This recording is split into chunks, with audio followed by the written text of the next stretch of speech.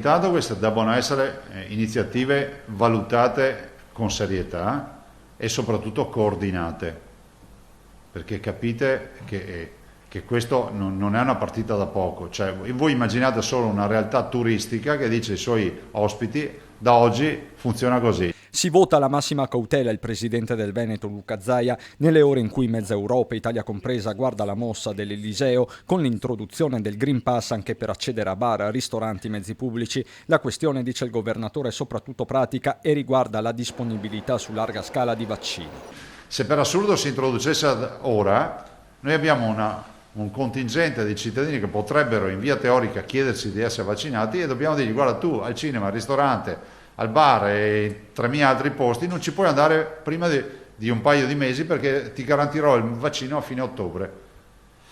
Quindi io direi che questa è una partita da essere messa in mano al CTS. Dietro a questo fatto, se da un lato c'è la tutela di chi si è vaccinato, dall'altro è pur vero che si introduce l'obbligatorietà indirettamente. In attesa di sciogliere il nodo, e non sarà facile, la Regione apre nuove slot, destinatari soprattutto i più giovani. Oggi noi annunciamo che abbiamo 276.000 posti liberi fino all'8 settembre.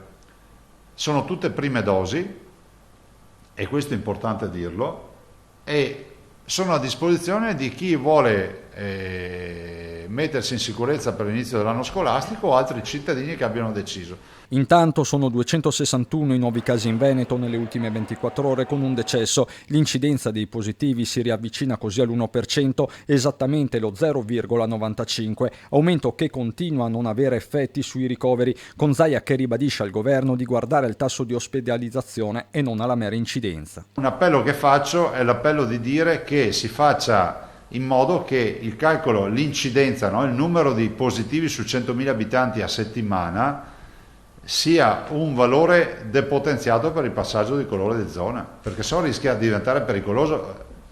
Come si può dire, è controproducente fare il tampone.